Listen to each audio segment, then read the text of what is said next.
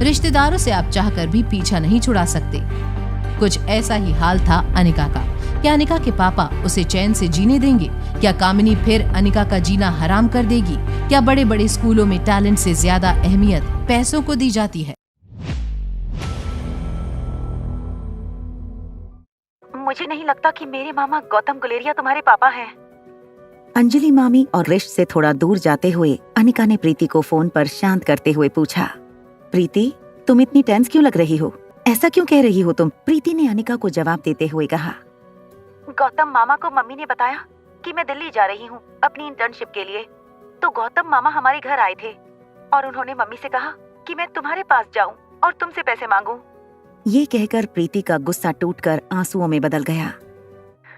उन्होंने ये भी कहा कि अगर तुमने पैसे देने से इनकार किया तो वो तुम्हारा जीना मुश्किल कर देंगे। अब आप ही बताओ दीदी, कोई बाप क्या अपनी बेटी के लिए ऐसा सोच सकता है? गौतम गुलेरिया की धमकी से ज्यादा अनिका को इस बात की खुशी थी कि प्रीति दिल्ली आने वाली थी। अनिका ने मुस्कुराकर प्रीति से कहा, ये तो कितनी अच्छी बात है कि तुम दिल्ली आ रही हो। तुमने मुझे पहले क्यों नहीं बताया?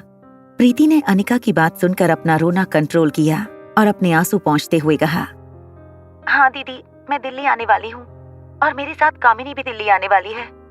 मैं वहाँ अपनी इंटर्नशिप पूरी करूंगी और कामिनी ने दिल्ली के किसी मेडिकल कॉलेज में अपनी पोस्ट ग्रेजुएशन की एप्लीकेशन भेजी है। यही बताने के लिए मैंने तुम्हें फोन किया था। प्रीति को इस बात की चिंता थी कि कहीं गौतम गुलेरिया ने कामिनी के साथ मिलकर कोई ऐसा प्लान बनाया होगा जिससे दिल्ली में वो अनिका को कोई मुश्किल में डाल सके। हालांकि अनिका को ना तो गौतम गुलेरिया से और ना ही कामिनी से कोई डर था। अब सारी बातें भूल जाओ, मुझे कुछ नहीं होगा। तुम तुम्हारा ख्याल रखना और यहाँ किसी भी चीज की जरूरत पड़े तो फौरन मुझे फोन कर देना, मैं तुम्हारे पास चली आऊंगी। जब तक अनिका प्रीति से फोन पर बात कर रही थी, कृष मल्होत्रा फॉर्मल अटायर में कपड़े बदलकर अपने बेडरूम से बाहर निकला। अंजलि मामी और अनिका कृष को देखते ही रह गए। कृष सीढ़ियों से नीचे उतरा और बिना अनिका को देखे उसने अनिका को आवाज लगाई, क्या अब तुम खड़ी खड़ी मुझे देखती ही रहोगी या फिर इंटरव्यू के लिए स्कूल चलोगी? अनिका ने अंजलि मामी को देखा और अपनी आईब्रोज ऊंची करके इशारे से कृष के बर्ताव की तारीफ की। घर के बाहर गैराज में कृष ने एक बटन दबाया। एक गैरेज का शटर अपने आप ऊपर उठने लगा। शटर के पूरी तरह खुलते ही अनिका ने देखा गैरेज के अंदर एक लिमिटेड एडिशन स्पोर्ट्स कार थी।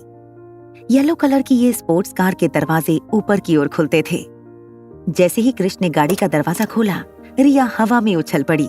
कार के चारों ओर चक्कर लगाते हुए रिया ने अनिका से कहा, वाह मामा, ये कार तो काफी शानदार है। ड्राइवर सीट पर बैठा हुआ कृष इरिटेट होकर अनिका से कहने लगा, प्लीज जल्दी बैठो कार में, आई थिंक हमें देर हो रही है। रिया और अनिका दोनों ने एक साथ कृष से कहा, नहीं, बिल्कुल नहीं, हम उस गाड़ी में नहीं आएंगे। क्या मजाक लगा रखा है ये? क्या तुम्हें पता भी है ये कार क्या चीज है? कृष आगे कुछ कहता, उससे पहले अनिका रिया का हाथ पकड़कर सामने के गैरेज में खड़ी मर्सिडीज में जाकर बैठ गई।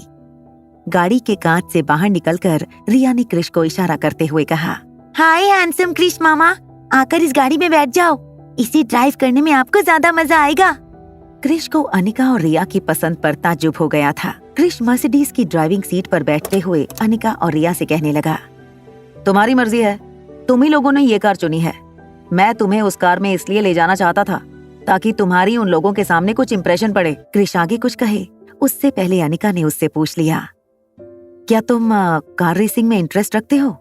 कृष ने हैरानी से अनिका को देखा, फिर गाड़ी चलाते हुए कहा, हाँ, I love driving, I want to be a racer. ये सुनकर बैक सीट पर बैठी रिया उछल पड़ी। रिया ने अपना सिर आगे लाकर कृष से कहा, मामा, क्या तुम अगली बार रेस में जाओगी तो हमें साथ ले जाओगे? मुझे और मम्मा को भी कार रेसिंग बहुत पसंद है। हाँ ठीक है, ले जाऊंगा, अब चुपचाप पीछे बैठी रहो। अचानक पैसेंजर बैक सीट पर बैठी हुई रिया ने फिर से अपने मामा से पूछा, कृष मामा, मुझे ये बताइए कि पिछली रेस में आप किस पोजीशन पर आए थे? कृष ने बिना सोचे बिना रास्ते से नजर हटाए रिया से कहा, फर्स्ट, मैं पिछली 3 रेसेस में फर्स्ट ही आ रहा हूँ। शरारती रिया ने कृष को उकसाने के लिए झूठ मूठ कह दिया। Liar, I don't believe you. आपकी ड्राइविंग स्पीड देखकर मुझे नहीं लगता कि आप कार रेसिंग में कभी जीत सकते हो। रिया की इस बात ने कृष के ईगो को डायरेक्टली चैलेंज किया था। कृष ने अपना पांव एक्सेलरेटर पेडल पर दबा दिया और स्पीड 140 के पार हो गई थी। तभी अनिका ने क्रिश से कहा, क्रिश प्लीज स्पीड कम कर दो, आखिर ये बच्ची है मगर तुम तो बच्चे नहीं हो, और ये मत भूलो ये कोई रेसिंग ट्रैक नहीं हाईवे है। क्रिश समझ गया था कि अनिका और रिया की ड्राइविंग टेस्ट में क्रिश को फुल मार्क्स मिल चुके थे। क्रिश ने स्पीड कम करते हुए कहा, असली रेसर तो कार्तिक है, द रियल चैंपियन कार्तिक, वो मेरा आइडल है। बैक सीट पर बैठी रिया ने अपने मामा की बात सुनकर अपने दोनों हाथ सर के पीछे रखकर क्रिश से पूछा, क्रिश मामा क्या आप जानते हो रेसिंग चैंपियन कार्तिक कौन है? रिया ने अपने सर के पीछे से हाथ हटाते हुए अपना स्टीयरिंग सीट और पैसेंजर सीट के बीच में लिया और अपने मामा के कानों में कहने लगी, क्रिश मामा वो जो चैंपियन रेसर कार्तिक है ना, वो तो मेरी। इससे पहले कि रिया आगे कुछ कहे, अनिका ने रिया को बीच में टोकते हुए कहा, बस करो रिया, मामा को कार चलाने दो। रिया अनिका का इशारा समझ गई थी कि उसे कार्तिक वाली बात आगे नहीं करनी है, इसलिए रिया चुपचाप पीछे जाकर अपनी सीट पर बैठ गई। Sunshine international school Malhotra house से 15 मिनट की दूरी पर था। कुछ देर ड्राइव करने के बाद कार सनशाइन इंटरनेशनल स्कूल के गेट पर पहुंची। स्कूल की गेट पर खड़े सिक्योरिटी गार्ड ने कार को रोक लिया। कार का शीशा नीचे करके क्रिश ने सिक्योरिटी गार्ड से कहा, we have an interview, sorry you can not go in, आपको स्कूल के अंदर यहाँ से पैदल ही जाना होगा, you can park your car on the other side of the road. और इसी रीजन की वजह से क्रिश चाहता था कि वो अनिका और रिया के साथ अपनी इम्पोर्टेड स्पोर्ट्स कार में आए। नाराज क्रिश ने अनिका को गुस्से से देखा और कहा, मैंने कहा था ना तुमसे कि मेरी गाड़ी में चलते हैं, तुम्हारी जिद की वजह से हमारे साथ सिक्योरिटी गार्ड ने ये किया है। अनिका और रिया स्कूल को देखकर इतने खुश हो गए थे कि क्रिश की बातों का उन पर कोई असर नहीं हो रहा था।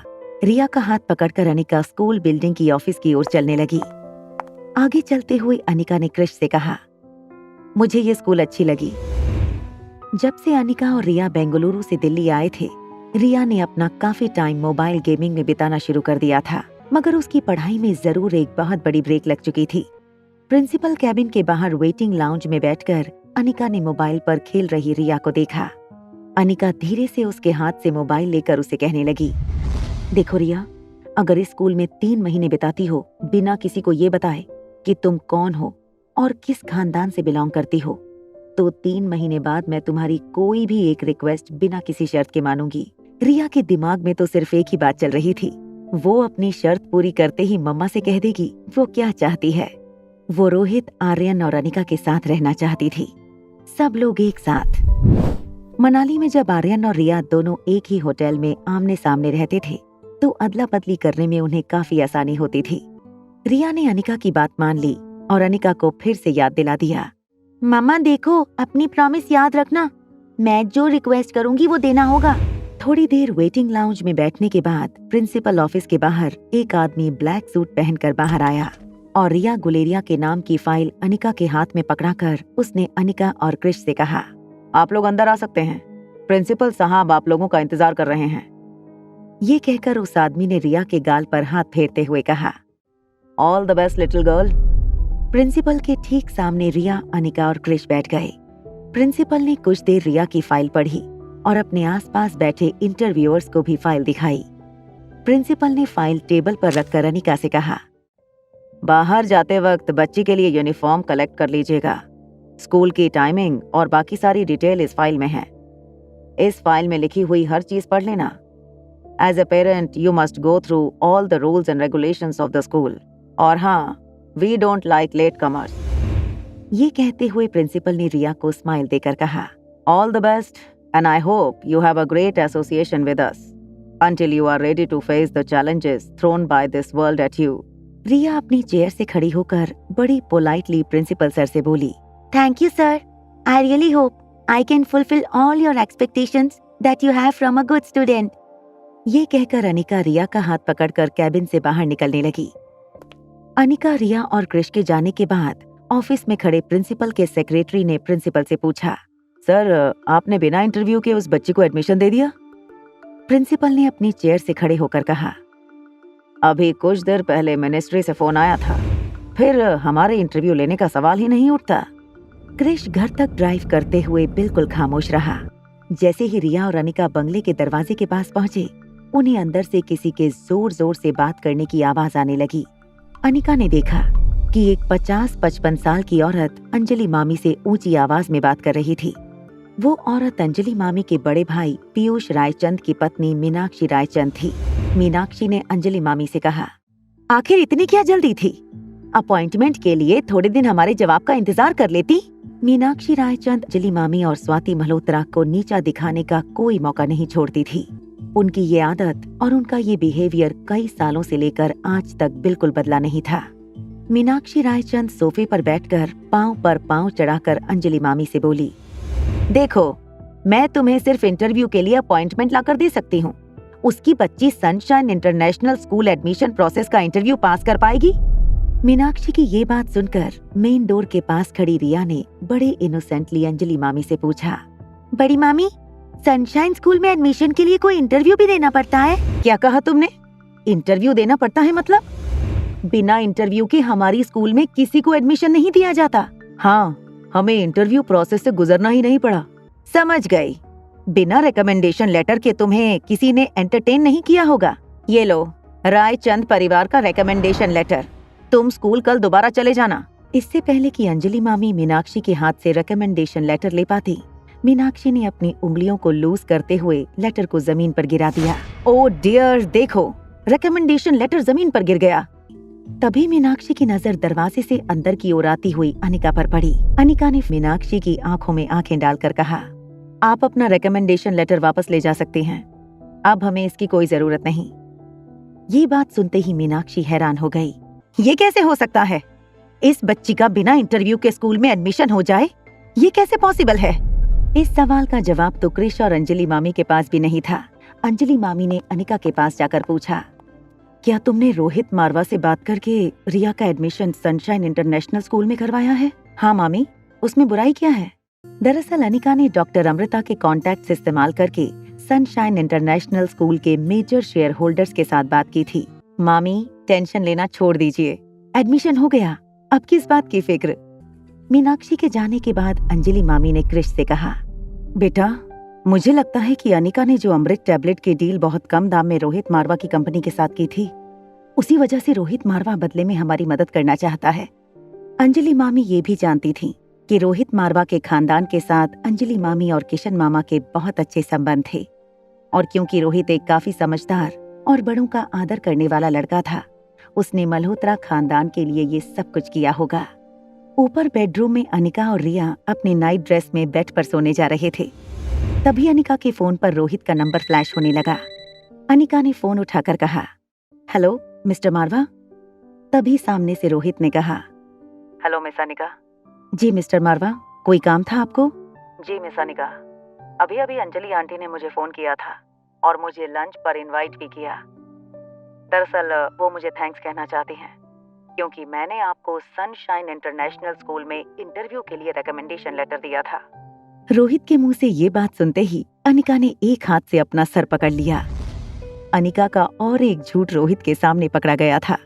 मिस अनिका, क्या मैं जान सकता हूँ कि आप मुझे कब लंच पर इनवाइट करना चाहती हैं? अगर मिलना ही है तो जल्दी मिल लेते हैं। कल दोपहर को क्या कर रहे हैं? ठीक है, डन। कल दोपहर का लंच हम साथ करेंगे। और हाँ, अपनी बेटी को भी साथ ले आइए। ठीक है, ले आऊंगी, और आप भी अपने बेटे को ले आइएगा। बेड पर लेटी रिया ने भी अपनी मम्मा की ये बात सुनी थी। जैसे ही अनिका ने फोन रखा, रिया बेड से नीचे कूद गई और अपनी मम्मी को हक करके बोली, मम्मा, क्या तुम कल सचमुच मुझे डैडी के पास ले जाओगी? क्या सचमुच हम चारों मिलकर कल लंच करेंगे? भूल गई, कल तुम्हारा पहला दिन है स्कूल का। तुम ही बताओ, मैं तुम्हें कैसे ले जा सकती हूँ लंच पर? रिया ने अपने हाथों की मुट्ठी बनाकर अनिका को 2-4 बार जोर से पांव पर मारा। मारते मारते अपनी मम्मा से कहने लगी, मुझे पता था तुम जरूर मेरे साथ कोई ना कोई चीटिंग करोगी। रिया को शांत करते हुए अनिका को और एक ख्याल आया। कहीं ना कहीं कल के लंच की एक्साइटमेंट अनिका के मन में भी बहुत ज्यादा थी, क्योंकि उसे अपने बेटे के पास जाने का मौका मिलने वाला था।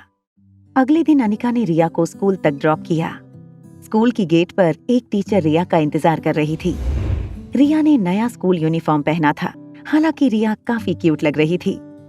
टीचर ने रिया के गाल पर हाथ फेरते हुए कहा, हेलो, मैं आपकी क्लास टीचर हूँ। फिर अनिका की ओर देखकर टीचर ने कहा, यहाँ से मैं उसे ले जाऊंगी। इससे पहले कि टीचर रिया को अंदर ले जाती, अनिका ने टीचर से पूछा, क्या मैं थोड़ी देर अपनी बेटी से बात कर सकती हूँ? Please go ahead miss Anika. देखो, अंदर बच्चों को परेशान मत करना, झूठ मूठ रोकर टीचर्स को भी परेशान मत करना, अच्छे से रहना, किसी को सताना मत।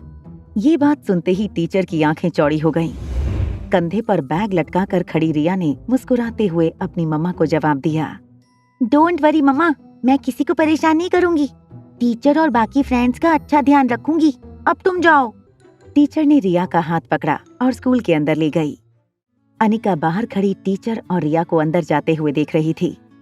उसने एक बार भगवान की ओर देखकर प्रार्थना भी की कि भगवान बचाए अब इस स्कूल को।